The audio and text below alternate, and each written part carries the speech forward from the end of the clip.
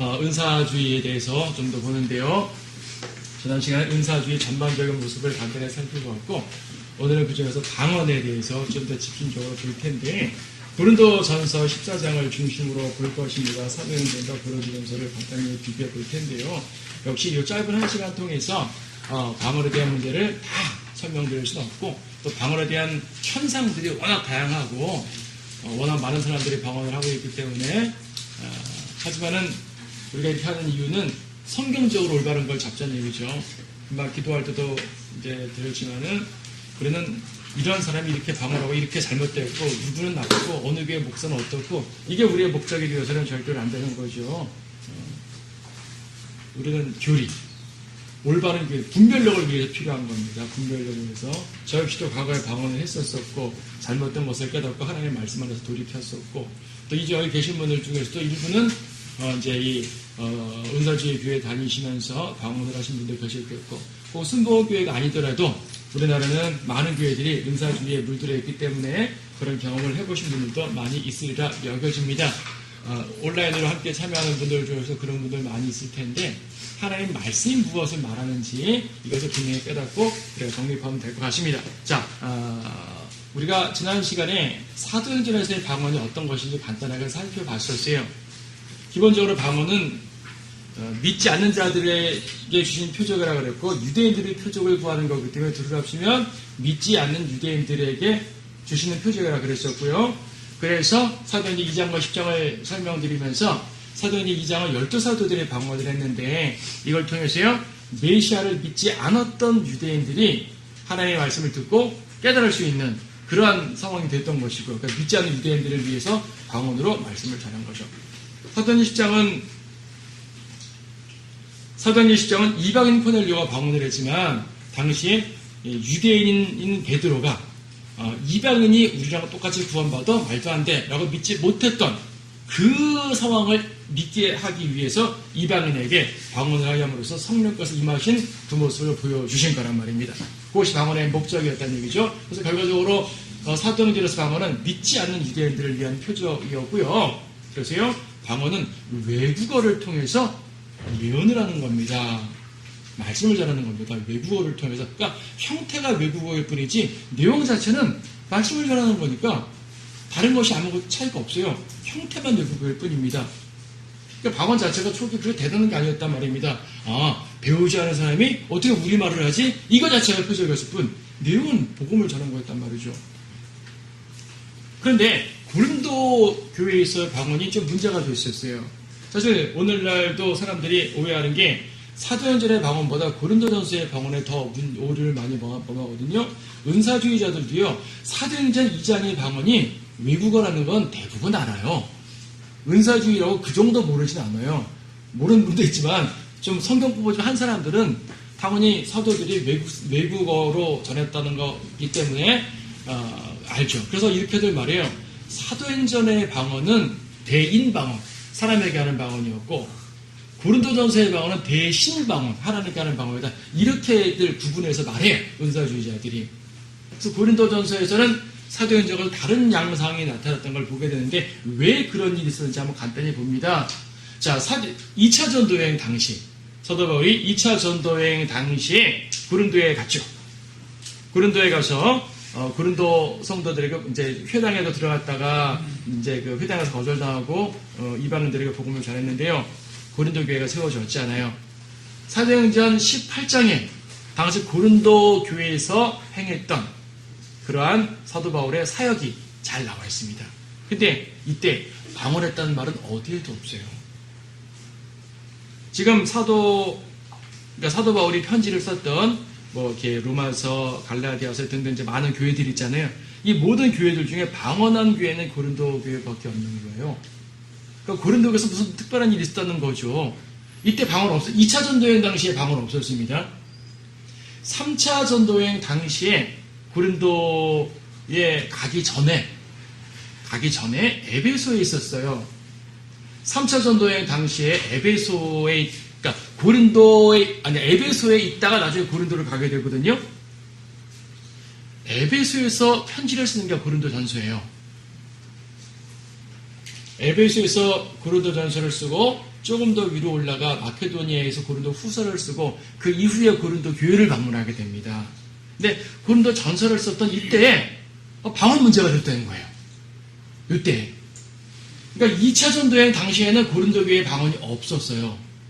3차 전도여행 직전에, 그러니까 3차 전도여행 당시 고린도에 가기 전에, 그 직전에 고린도서 기록할 때 만약에 방언 문제가 돼도 되니까 도대체 에베소에 있을 때 그랬거든요. 그때 어떤 일이 있었냐면 사도행전 19장 보니까 같은 그렇죠. 이때 이 사이에 무슨 일이 벌어진 거죠. 이 사이에 언제 벌어졌는지 우리가 알 수가 없는데 추론을 하려면 성경도 가끔 이제 논리적 추론을 가능합니다. 에베소에서 유대인 제자들이 나와요. 사도행전에 2장과 10장에서의 방언을 사례를 말씀드렸는데 사도행전에서 19장에도 방언 사례가 한 번도 있습니다. 사도행전 19장 말씀 보게 되면요. 19장에서 1절 보니까 아폴로가 고린도에 있을 때 바울이 북부지방을 경유하여 에베소로 와서, 그러니까 아직 바울은 고린도에 간 게 아니에요. 아폴로라는 사람은 고린도에 갔고 바울은 에베소에 있습니다. 이때 어떤 제자들을 만났습니다. 너희가 믿은 후에 성령을 받았느냐라고 하니 그들이 말하기를 우리는 성령이 있다는 것조차 듣지 못했나이다. 그러니까 그들에게 말하기를 그러면 무슨 침례를 받았느냐 하니 그들이 말하기를 요한의 침례입니다. 그래서 여기서 말한 제자는 이방인 제자예요, 유대인 제자예요. 요한의 침례를 받았다고 말합니까? 유대인 제자예요, 이방인 제자예요? 유대인 제자죠. 유대인 제자인데 지금 에베소에 있는 사람들입니다. 이 사람이 유대 땅에 계속 있었으면 예수님 사건을 알았을 거예요. 이방 땅에 있으니까 예수님 사건을 몰라요, 지금. 모르는데 요한의 침례를 받았어요. 그러니까 이 에베소 지방에 있던 이 특별한 유대인 제자들은 요한이 사역했던 어느 순간에 유대에 방문했던 거예요. 요한의 설교를 듣고 너무 감동적이었던 거죠. 그리고 우리가 회개해야 돼. 이런 일을 하고 이제 요한의 침례를 받고 우리가 이제 올바르게 살아야지. 또 요한이 전한 거 보니까 하나님의 말씀 통해서 구약도 깨닫게 됐고 이거 다시 에베소에 와서 자기들이 하나님 올바르게 믿고 살았던 거예요. 근데 바울을 만났더니 성령님이 있는 것조차 모르는 거죠.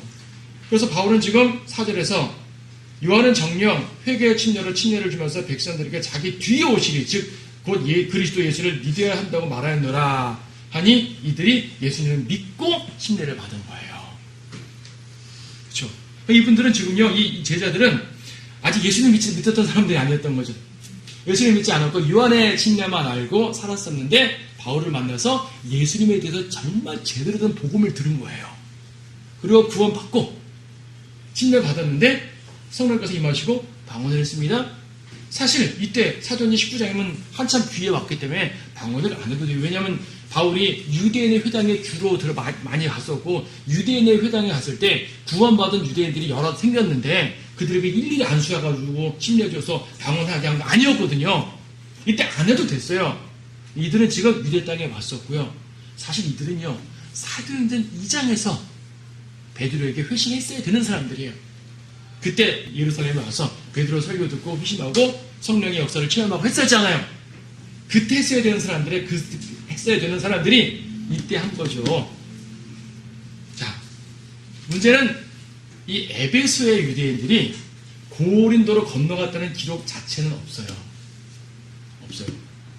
그런데 2차 전도여행 때는 고린도에 갔다가 에베소로 갔고 3차 전도여행에서는 에베소에 갔다가 고린도로 갔거든요. 다시 한번 에베소와 고린도가 상당히 밀접한 동네입니다. 제 지도를 그려놓지 않았는데 여러분 지도 많이 설명드렸으니까 기억해 보세요. 3차 전도여행 당시 에베소에서 바다로 바로 건너가지 않고요. 저렇게 이 북쪽으로 올라가서 마케도니아를 통해가지고 고린도로 갑니다. 그런데요. 에베소에서 바닷길 건너면 금방 고린도예요. 바울도 그렇게 다녔던 적이 있었고 아폴로도 그렇게 갔을 것이고 많은 사람들이 에베소 교회와 고린도 교회는 상당히 밀접한 관계가 있어요. 그리고 아무리 표적으로 방언을 주셨다 하더라도 한 번 받은 방언이 표적 한 번 딱 하고 딱 끝나는 게 아니란 말입니다. 계속 했을 거예요, 그 사람들은. 그리고 이 사람들이 직접 고린도에서 전파했다는 그런 말은 없지만 정황상 이들 이외에는 고린도 교회에 방언을 할 만한 정황이 아무것도 없었어요. 바울도 고린도 교회 2차 여행 때 방언 없었고요. 3초 전도행 가기 전에 지금 고린도 교회에 방언이 등장했으니까 도대체 누가 여기에 방언을 전파했냐는 말이에요. 힌트는 지금 사도행전 19장에 이 유대인 제자들밖에 없어요. 이들이 어떤 악한 마음으로 한 건 아니었을 거예요. 또 이들이 직접 해냈다는 직접적인 증거는 없어요. 하지만 이 이외에 어떤 누구도 고린도 교회에 가서 방언을 하게 하는 상황이 없는 거예요. 중요한 건 고린도 교회에서의 방언은 사도행전 2장이나 이런 것처럼 누군가에게 복음 전파하기 위해 사용되지 않았다는 얘기죠. 전혀 다른 방식의 방언이 등장한 거예요. 전혀 다른 방식의 방언. 자, 어떻게 등장해서 어떻게 됐습니까? 네, 사도행전과 전혀 다른 양상의 방언을 하고 있거든요. 고린도전서에서의 방언이 어떠냐면은 고린도 14장을 갖다 보세요. 이제 4장을 놓고 간단히 설명을 보면서 볼 텐데요. 고린도전서 14장에 보게 되면은 뭐라고 사도 바울이 말하냐면 사랑을 추구하라. 영적인 은사들을 열망하되 특별히 예언을 할 수 있도록 하라. 예언과 방언을 분리해서 설명합니다. 2절도 이는 알지 못하는 방언으로 말하는 사람은 사람에게 말하지 아니하고 하나님께 하는 것이라고 말하고 있고요. 3절에서 그러나 예언은 사람들에게 말하는 거라 말합니다. 4절도 알지 못하는 방언은 사람을 자신을 세우나 예언하는 사람은 교회를 세운다. 방언과 예언을 지금 분리해서 설명하고 있어요. 사도행전 2장 4장은 분리가 아닙니다. 말의 형태만 외국을 뿐이지 내용은 예언이었어요. 설교였단 말이에요. 그런데 고린도 14장에서는 방언과 예언을 지금 사도 바울이 분리해서 설명하고 있습니다. 그렇죠? 원래 방언은 예언의 한 형태였을 뿐이에요. 외국으로 말씀 전파. 근데 더 이상 유대인들을 위한 표적으로 사용되지도 않아요. 분명 고린도 전서 14장에서 방언을 믿지 않는 자들의 표적이라, 고린도서 1장에서 유대인들은 표적을 말한다 라고 말함에도 불구하고 실제로 고린도전서 14장에서는 유대인들을 위한 표적으로 사용되고 있지 않았습니다. 대신 성령 받은 것을 자랑거리로 사용됐었죠. 고린도 교회에서는 1장 2장부터 나는 누구에게 속했다, 나는 누구에게 속했다, 그리고 서로 자랑하는 일들이 끊이지 않았다고 사도 바울이 고린도 교회에 계속 책망을 하고 있잖아요. 전서 5장에서 책망하고 있습니다. 성령 받은 것도 자랑거리가 되네요. 이게 왜 자랑거리죠? 그래서 고린도후서 1장인가요? 성령의 기름 부음 받는 것은 특별한 사람들을 받는 게 아니라 모든 성도들을 받는 거라고 말하고 있어요. 구원 받으면 누구에게나 성령께서 들어가시잖아요. 당연히 사도행전 초기 시대에 성령의 강력한 역할을 눈으로 보이게 알려주기 위해서 외적인 표적이 등장한 것이지, 사실은 성령께서 오순절로서 내주하시게 된 거거든요. 여러분 모두 성령님이 내주하시죠. 구원 받는 순간 성령 받은 거예요. 성령님이 오신 거죠, 그렇죠? 성령님 내 안에 들어가 계시다고요. 결코 떠나지 않으신다고요. 이게 성령의 기름 부음이에요. 성령 침례고요. 은사를 주자들은 성령의 기름 부음이나 성령의 침례를 외적인 역사로, 특히 방언을 그렇게 말하는데 전혀 아니라는 얘기죠. 그건 자랑거리가 아닙니다. 구원받는 게 무슨 자랑거리예요. 주님의 영광이죠. 그렇죠? 만약 구원을 자랑이라 말한다면 그건 행위 구원자예요. 에베소 2장 8절 9절 행위로 구원받았다는 자들이 자기를 자랑하는 거죠. 은혜로 구원받은 사람은 자랑할 게 없죠. 주님의 영광일 뿐이죠. 성령 받은 건 자랑이 아니에요. 감사한 거죠. 또 특히 고린도전서에서는 방언이 기도의 형태로 사용되었어요. 사도행전에서는 방언이 뭐로 사용되었어요? 전파의 형태로 사용됐고, 이것은 기도 형태로 사용되었어요. 그게 정상적이냐? 아니에요. 방언을 표적으로 주신 목적 자체가 아니에요. 방언을 표적으로 주신 목적 자체는 전파하여서 예수 그리스도의 증인이 되려고 한 겁니다.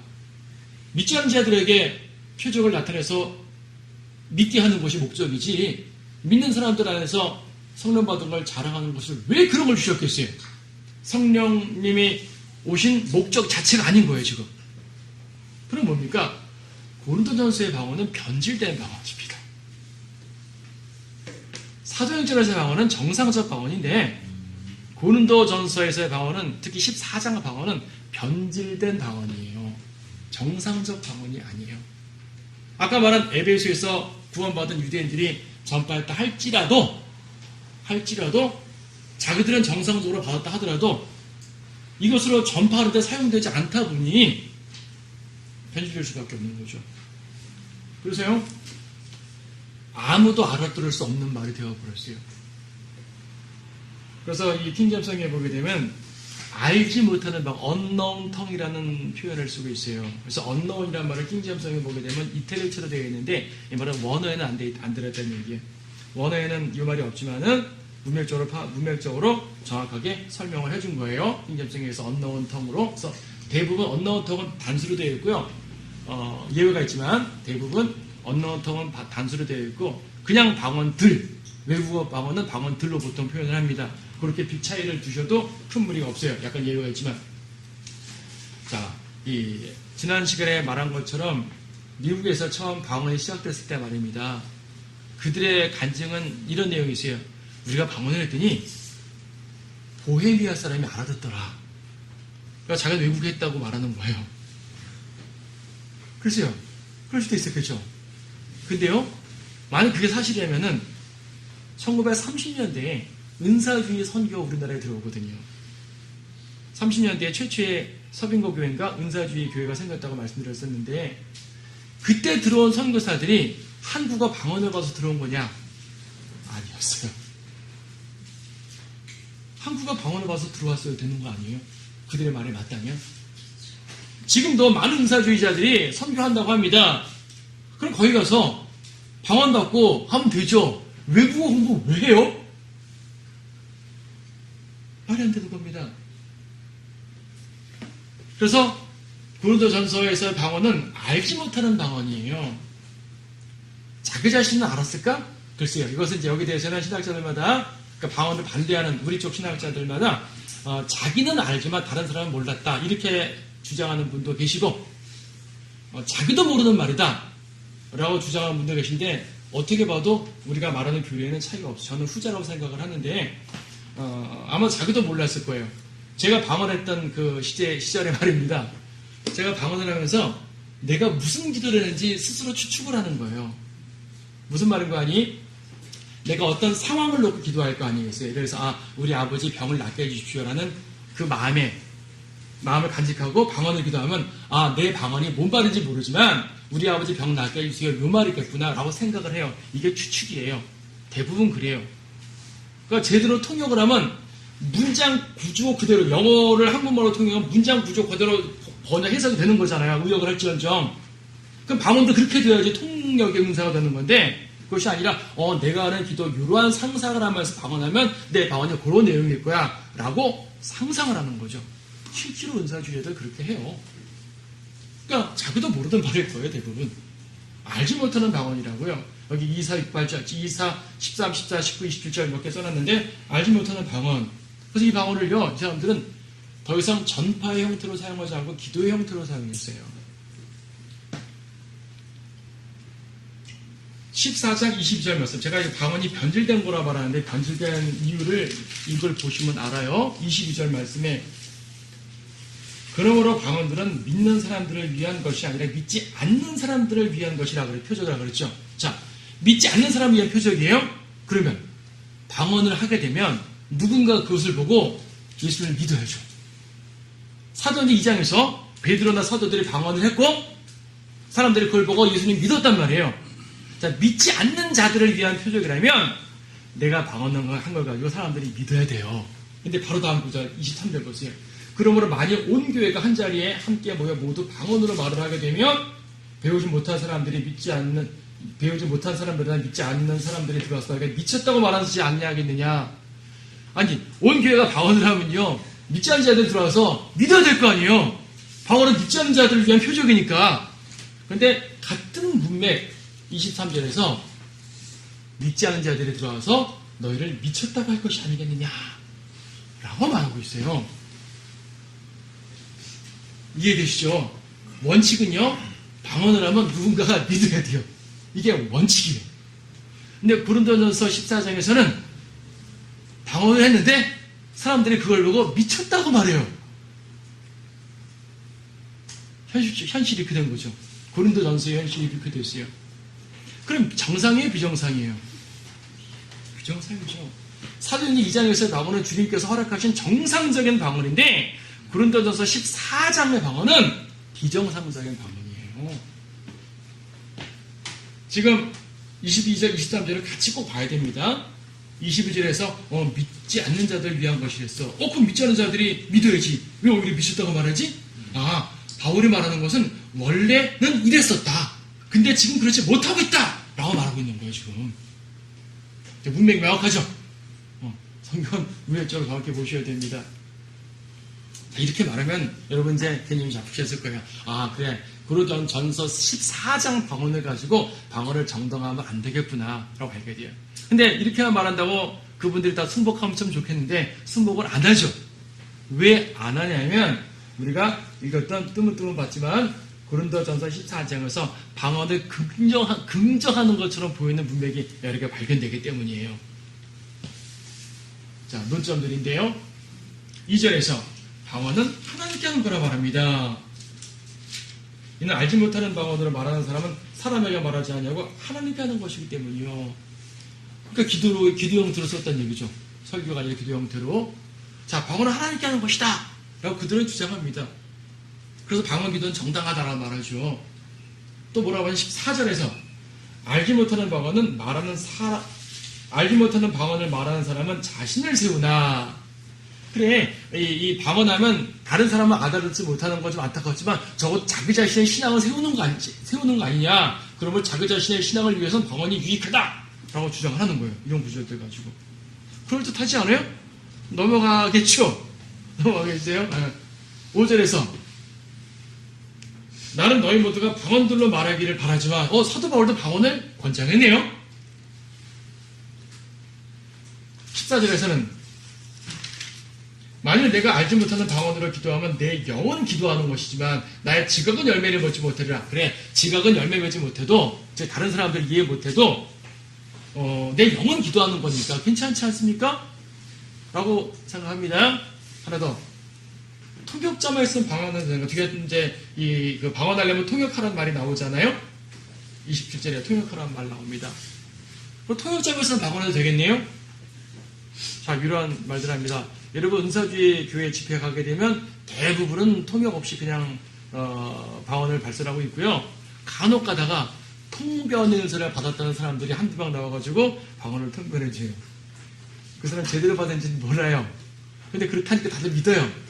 교회에 300명이 방언을 하는데 300명이 각자 방언하는데 통변 은사 받은 한 사람이 딱 나와가지고 자, 한 명씩 나와서 방언 통변하세요. 한 명 손들고 몇 명 나와요.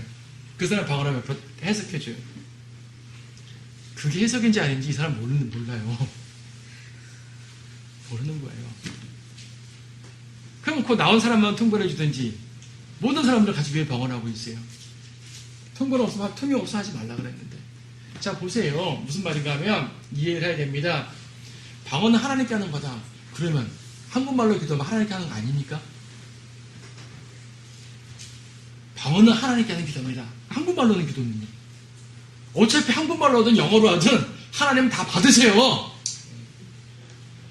여기서 말하는 거지. 방언은 하나님께 하는 거라는 얘기는 뭐냐면 기도는 어차피 하나님께 하는 거야. 그 말일 뿐이에요. 기도는 어차피 하나님께 하는 것일 뿐이지 방언이 특별히 하나님께 하는 게 아니죠. 그러면 한국말로 기도하면 하나님 안 받으십니까? 아니잖아요. 저는 한국말로 기도하지만 주님이 다 받으시던데요. 여러분 마찬가지 아닙니까? 그렇지 않습니까? 방언은 자신을 세워준다. 방언의 능력이 그를 세워주는 게 아니에요. 어떠한 언어로 기도하든 그 기도가 정상적으로 주님께 받아들여지게 되면 하나님 세워주시는 거죠. 바울은 방언을 권면했는가? 18절은 바울 스스로도 나는 많은 방언을 했다. 당연히 사도 바울은 방언들을 많이 했죠. 외국어. 사도 바울은 알지 못하는 방언을 한 게 아니라요. 정상적인 방언들을 많이 한 거예요. 히브리어 했겠고, 그렇죠. 헬라어 했겠고, 당시엔 시리아어를 썼으니까 시리아어 했겠고, 로마 시민권자니까 라틴어 했겠고, 그렇죠. 그 다음에 각 지역마다 다니면서 전도했으니까 지역 언어들 했을 것이고, 어느 정도는 또 로마서로 그다음 스페인까지 가는 계획이 있으니까 정말 갔었다면 스페인어도 했을 것이고, 고대 스페인어 했을 것이고, 그래서요, 사도 바울은 많은 방언들을 했습니다. 그런 건 권면하죠. 그런 방언은 권장합니다. 여러분 선교사로 가고 싶으신 그러한 그 비전 있는 분 계세요? 그럼 그 선교지에 대한 언어를 어느 정도는 최소한 숙달하고 있어야죠. 그러지 않으면 선교를 갈 수가 없죠. 초청받아서 통역을 통해서 복음을 한두 번 잘할 수 있지만 그건 한두 번이지 3주에 한 번 살 수 있는 건 어차피 아니잖아요. 그래서 방언은 영어로 기도하는 것인가? 왜 방언만 영어로 기도하는 겁니까? 한국말로 기도해도 영어로 기도하는 거예요. 무릇 하나님께서 받으시는 모든 기도는 영어로 하는 겁니다. 하지만 하나님이 받으시지 않는 기도, 하나님 뜻대로 하지 않는 기도는요, 방언 아니라 방언 할아버지를 기도해도 하나님 안 받으세요. 영어로 기도하는 거 아니에요. 예수님은 영과 진리로 경배하라고 그랬죠. 그럼 방언하며 경배하라는 말입니까? 아니잖아요. 성령 충만을 힘입어서 거듭난 성도들이 성령 충만을 힘입어 기도하고 찬양하고 할 때는, 경배할 때는 다 영으로 하는 거예요. 여러분들은 오늘도 영으로 기도했어요. 영으로 찬양했고요. 영으로 경배했고요. 수시로 그렇게 하고 계십니다, 여러분들은. 그게 영으로 기도하는 겁니다. 자기의 방언을 정확히 투발할 사람은 없어요. 자, 그럼에도 불구하고 이런 말들을 보게 될 때, 어쨌든 간에 이렇게 설명을 하더라도 방언 자체를 금지하는 건 아니지 않습니까? 라고 말하는데요. 여러분, 고린도전서 14장의 문맥을 알아야 돼요. 바울이 1장부터 강조하고 있는 게 뭐냐면, 교회의 하나됨이었어요. 바울은 교회 내에서 육신적인 분열을 하는 사람들을 책망했고요. 교회를 세우기 위해 애를 썼습니다. 바울의 고린도 전서에서의 관심은 고린도 교회 지역교회였어요. 다른 서신서에서도 지역교회 강조했지만 특히 고린도 교회에서는 그랬다고요. 그러므로 교회에 덕을 끼쳐라가 이 모든 말씀의 포인트입니다. 그게 이런 거죠. 방언이 너한테 유익해? 그래, 너한테 유익할지 모르지. 하지만 교회는 유익하지 않잖아. 그러니까 하지 마. 이 말입니다, 여러분. 방언이 너를 세워줘? 그래, 너 세워주고, 그래, 그렇다 쳐. 하지만 교회 세워주지 않잖아. 그러니까 하지 마! 이 말이라고요. 문맥이 그렇다고요. 그러니까 성경을 문자적으로 해석한다고 문맥 무시하고, 요 단어 하나만 갖고 해석하면 안 되는 거예요. 당연히 단어가 중요하지만, 문맥 속에 단어가 등장하는 거고, 고린도전서 전체를 이해하게 되면 답은 뻔해요. 고린도전서 10장에 가서 방언을 하란 말이 아니라 하지 말란 말이에요, 사실은요. 알지 못하는 방언이라는 것은요, 의미 없는 소리예요. 7절 말씀하세요.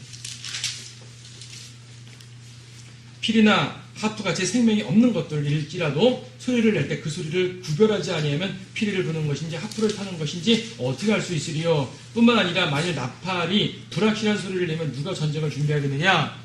악기마저도 그 소리가 분별이 된다. 사람의 소리가 분별이 안 되면 그거는 의미 없는 소리다. 그렇죠? 그 사람들은 이런 말을 무시하고 알지 못하는 방언으로 말하면 하나님께 하는 거니까 좋은 거야. 알지 못하는 방언은 자신을 세우는 거니까, 알지 못하는 방언은 영으로 하는 거니까 좋은 거야 라고 생각하는데 7, 8절 보게 되면 그거는 헛된 소리구나, 의미 없는 소리구나 라는 걸 알고 있어요. 바울이 이걸 말하고 싶은 거예요. 지금 일일이 다 책망하지 않고 그래? 오케이, 100번 양보해서 그 말에 맞다 쳐. 하지만 교회에서는 유익하지 않잖아. 하지 마. 이 말을 지금 계속하고 있는 거란 말입니다. 바울은요. 자, 11절은 더 극단적인 말을 썼습니다. 11절. 그러므로 내가 그 말의 뜻을 알지 못하면 말하는 그 사람에게 나는 야만인이 되고 말하는 그 사람도 나에게 야만인이 되리라. 방언하는 사람 앞에 있으면 나는 야만인이 되는 거예요. 거꾸로 방언하는 사람도 나에게 야만인이 되는 거죠. 자, 그 사람이 방언으로 말하지 않고 한국말로 하면요, 서로 간에 문명인이에요. 우리는 문명인이 되어야 해야죠. 알지 못하는 말을 저한테 하게 되면 야만인이에요. 이런 방언하는 자들, 죄송 말씀이지만 혹시 이 방송을 듣는 분 중에, 이 영상을 듣는 중에 방언하신 분들 죄송하지만 성경은 여러분들을 야만이라고 말하고 있습니다. 그렇잖아요. 야만인인 거예요. 방언은 야만인의 소리입니다. 23절에는 좀 더 가격한 표현을 했네요. 우리 아까 읽었죠? 믿지 않는 자들이 들어와서 너희가 미쳤다고 말하지 아니하겠느냐? 방언은 미친 짓입니다. 이건 제가 은사주의자들 비하하기 위해서 표현한 게 아니라 성경에 있는 말 갖고 한 거예요. 방언은 의미 없는 소리고요. 방언은 야만인의 소리고요. 방언은 미친 짓입니다. 사실이잖아요. 성경 있는 대로 말하면 그렇습니다. 그래서요, 이제 고린도전서 14장에서 방언을 하려면 그래도 방언도 할래? 그럼 이렇게 해라 라고 말하는 세 가지 지침이 있습니다. 첫 번째는 통역 없이 하면 안 된다. 27절 누가 알지 못하는 방언으로 말하려면 두 사람이나 말하고 세 사람이 차례로 하고 한 사람 통역하라. 만약 통역하는 자가 없거든 교회에서는 조용하고 자신과 하나님과 말하라. 통역 없이는 하지 말라는 얘기입니다. 이 말은 뭐죠? 통역하는 사람이 있으면 하라는 말은 그 말이 외국어란 말입니다. 외국어 방언인 경우는 문장 구조가 정확히 그 어법에 맞는 말이니까 통역이 가능하잖아요. 그럼 있으면 하는 거죠. 예를 들어서 우리 외국인 설교자 우리 교회에 왔어요. 방문했어요. 그러면 뭐 외국인 하는 분이 없어 통역해 줄 수 있잖아요. 여러분들은 그 외국어 하는 설교자의 말이 여러분에게는 방언이에요. 모르는 소리예요. 하지만 통역하게 되면 그 말은 가능한 말이 되는 거죠. 이런 걸 말하는 거예요. 그러니까 통역을 쓰려면 차례대로 한 사람씩 해야지. 한꺼번에 하면 통역 자체도 안 되는 거죠.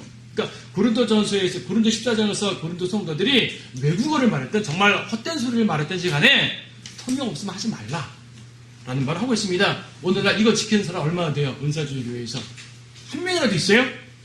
없어요. 한 교회라도 없어요.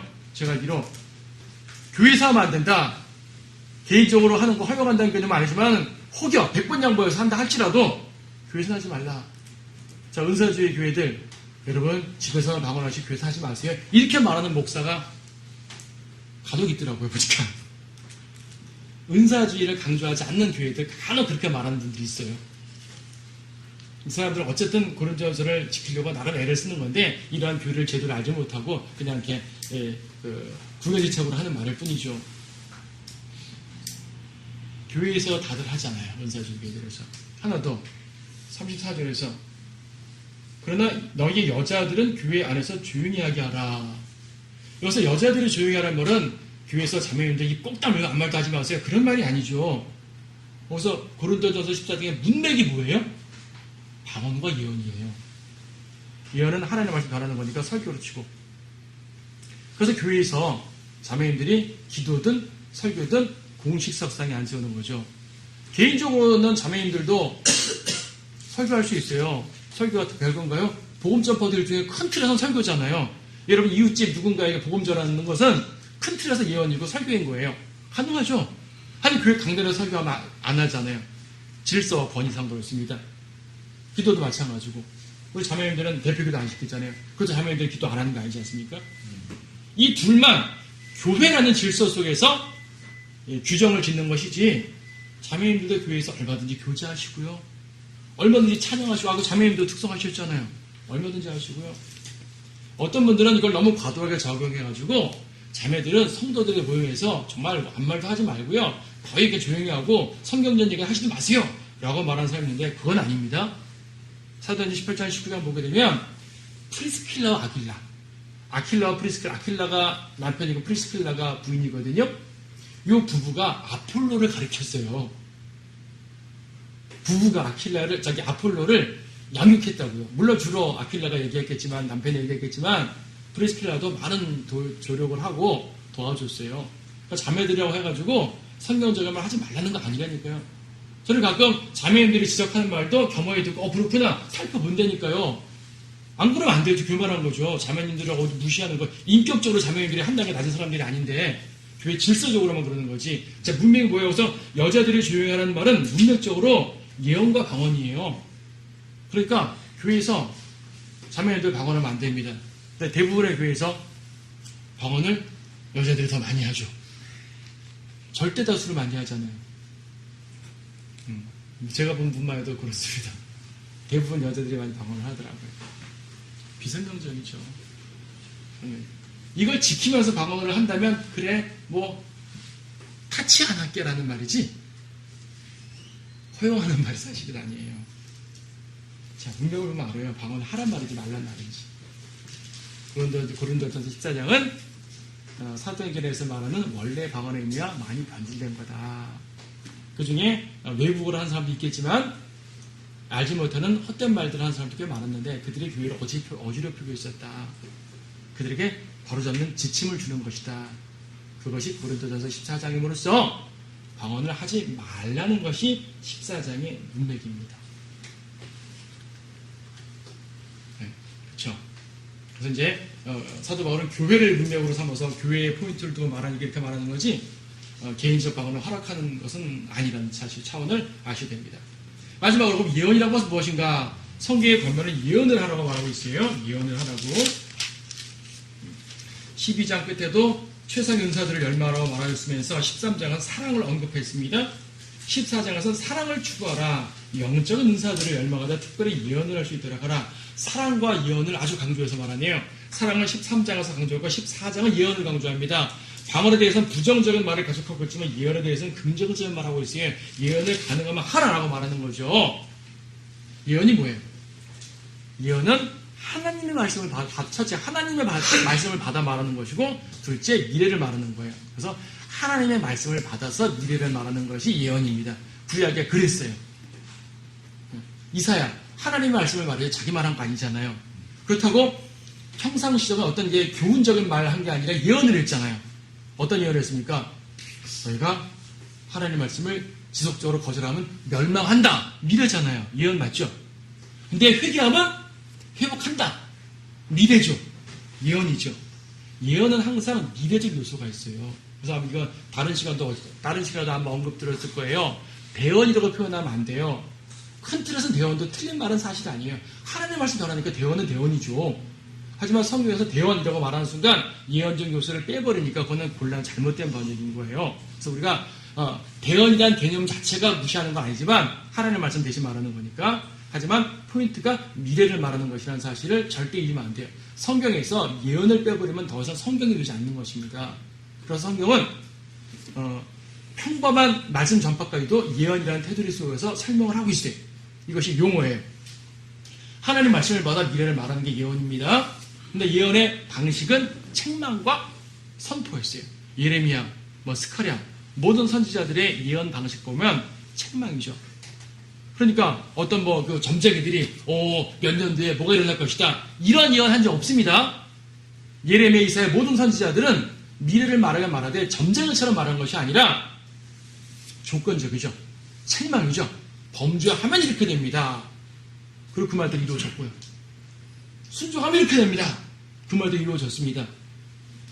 책망이나 선포의 방식으로 이루어졌지만 결과적으로는 하나님의 말씀을 받아서 미래를 말하는 것이 예언이에요. 그럼 구약은 어땠어요?